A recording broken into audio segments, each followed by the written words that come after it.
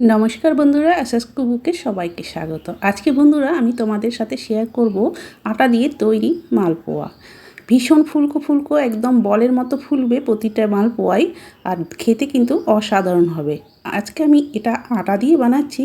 ময়দা দিয়ে সবাই কিন্তু মালপোয়া বানিয়ে খায়, কিন্তু আটা দিয়ে একবার এইভাবে বানিয়ে দেখো, ভীষণ নরম হবে আর একদম রসালো মালপোয়া। ভেতর একদম রসে ভর্তি থাকবে। দেখো বন্ধুরা, রস দেখতে পাচ্ছ, ভেতরে এরকম রসালো থাকবে।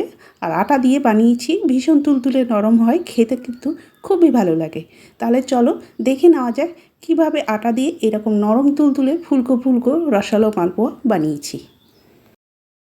মালপোয়া বানানোর জন্য এখানে আমি কাপ মেপে নিয়ে নিয়েছি এখানে আটা। এখানে যেটা আমরা রুটি খাই সেই আটাই কিন্তু আমি নিয়েছি। 2 কাপ আটা নিলাম, আর ওই কাপ মেপেই হাফ কাপ নিলাম সুজি। সুজি দিলে ভীষণ ফুলকো হবে, টেস্টও কিন্তু খুব ভালো হয়। আর সেই কাপ মেপেই দিলাম হাফ কাপ চিনি, অল্প একটু সামান্য লবণ দিলাম। আর এখানে দেখো, এটা মৌরি আমি গুঁড়ো করে নিয়েছি, সেটা 1 চামচ দিলাম। হালকা একটু রোস্ট করে নিয়ে তারপরে গুঁড়ো করে নিয়েছি। মৌরিটা অবশ্যই কিন্তু মালপোয়াতে লাগবে, তবে টেস্ট কিন্তু খুব সুন্দর হয়। সব কিছু শুকনো উপকরণ ভালো করে মিশিয়ে নেওয়ার পর দেখো, এখানে একটা নারকেলের মালা নিয়েছি, হাফ মালা নারকেল কোড়া দিয়ে দিলাম।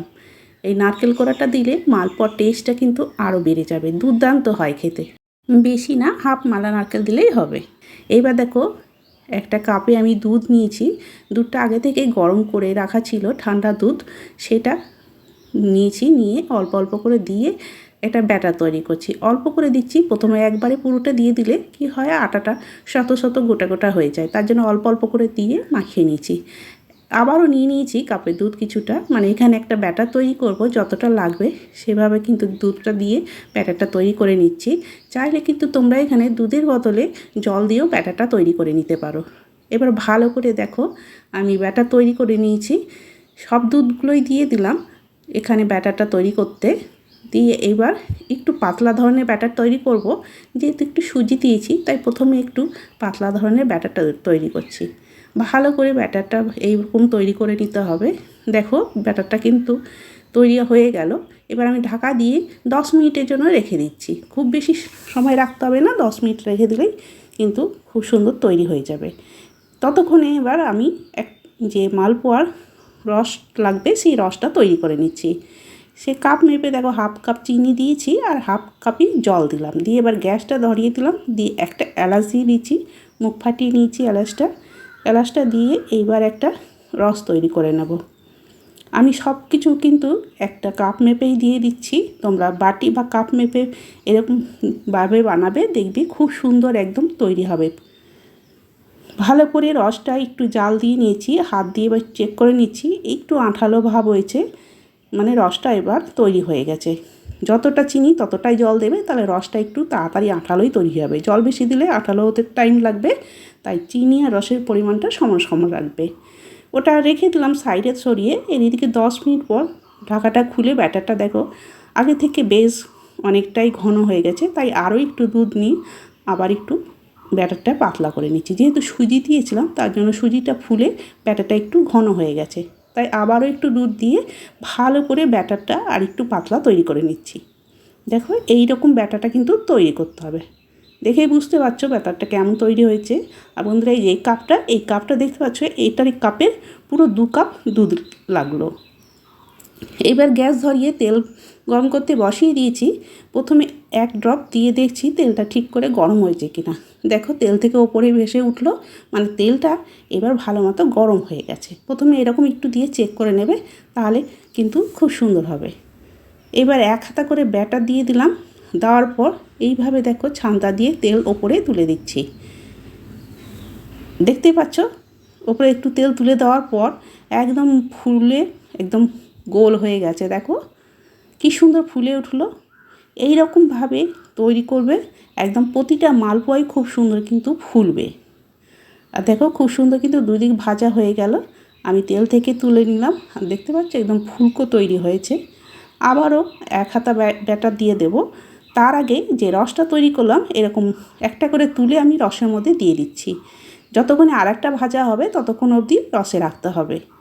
আবারও একটা দিলাম। এবার কিন্তু দেখো, সাথে সাথেই কি সুন্দর ফুলে উঠেছে। ফুলে ওঠার পরে আবার একটু ওপরে এভাবে তেলটা দিয়ে দিচ্ছি, যাতে ওপরটাও সুন্দরভাবে হয়ে যাবে। তারপরে উল্টে দেব। দেখতেই পাচ্ছ কত সুন্দর ফুলকো ফুলকো তৈরি হচ্ছে। এটাও কিন্তু ভাজা হয়ে গেল। এটাও তুলে নিলাম। তুলে নিয়ে এটাকেও আমি রসের মধ্যে দেখো দিয়ে দিচ্ছি। আর আগেরটা যেটা দিয়েছিলাম এবার সেটা তুলে নেব। এইভাবেই কিন্তু তৈরি করে নিতে হবে আর রসে দিয়ে দিতে হবে। একটা করে ভাজছি আমি। বন্ধুরা চাইলে তোমরা কিন্তু তেলের পরিমাণ বাড়িয়ে দিয়ে দুটো করেও ভেজে নিতে পারো।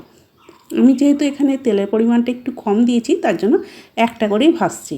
আর দেওয়ার সাথে সাথেই বন্ধুরা দেখতে পাচ্ছ কত সুন্দর ফুলকো ফুলকো তৈরি হচ্ছে। যে এরকম মাপগুলো সব ঠিকঠাক রাখবে তাহলে, আর ব্যাটারটা যদিও এরকম সুন্দর তৈরি করতে পারো তাহলে কিন্তু তোমাদেরও এইরকমভাবে তৈরি করে নিতে পারবে তোমরাও। আর প্রতিটা এরকম করে ভাজবো আর রসে দিয়ে দেবো, আর আগে যেটা দিয়েছি সেটা তুলে নেব। এইভাবে কিন্তু সবগুলোই আমি ভেজে নেব। আমি আবারও একটা দিয়ে দিলাম। দিয়ে দেখো এটাও কিন্তু একদম ফুলকো বলের মতো হবে। প্রতিটাই বন্ধুরা ফুলকো ফুলকো তৈরি হবে আর ভীষণ নরম তৈরি হয়। এইরকম তোমরা কিন্তু আটা দিয়ে অবশ্যই একবার বানিয়ে দেখো, দেখবে এরপর থেকে শুধু আটা দিয়েই বানিয়ে খেতে ইচ্ছে করবে। সবগুলোই দেখো আমার হয়ে গেছে ভাজা। রসেও দিয়ে দিয়েছি, রস থেকেই তুলে নিলাম। আর দেখতেই পাচ্ছ একদম ফুলকো বলের মতো ফুলকো হয়ে আছে। ভীষণ নরম হয় আর দেখতে পাচ্ছ কত সুন্দর ফুলকো হয়েছে। এগুলোকে আমি এবার আর একটা প্লেটে সুন্দর করে সাজিয়ে নিয়েছি। ওপরে একটু পেস্তা কুচি দিয়ে দিয়েছি। পেস্তাগুলো একটু গ্রেটারে গ্রেট করে নিয়ে তারপরে ওপরে দিয়েছি, যাতে দেখতেও সুন্দর লাগে। তাহলে দেখতে পেলে বন্ধুরা কত সহজে ফুলকো ফুলকো নরম একদম মালপোয়া রসালো একদম তুলতুলে, ভেতরে রস কিন্তু ভর্তি, দারুণ হয় খেতে। আর দেখতে পাচ্ছ এই দেখো রস পড়ছে ভেতরে, কত সুন্দর রসালো। যেমন মিষ্টির দোকানে রসালো মালপোয়া পাওয়া যায় ঠিক সেই রকম খেতে, কিন্তু মিষ্টি দোকানের থেকেও বেশি সুন্দর হয়েছিল। তাহলে বন্ধুরা তোমরাও কিন্তু এইভাবে অবশ্যই এরকম মালপোয়া বানিয়ে দিয়ে খেয়ে দেখো আর আমাকে কমেন্ট করে অবশ্যই জানাবে। তাহলে আজকের আমার এই মালপোয়া রেসিপি তোমাদের কেমন লাগলো কমেন্ট করে কিন্তু অবশ্যই জানিও। ভালো লেগে থাকলে বন্ধু ফ্যামিলির সাথে বেশি বেশি করে শেয়ার করে দিও, আর অবশ্যই কিন্তু একটা লাইক দিও।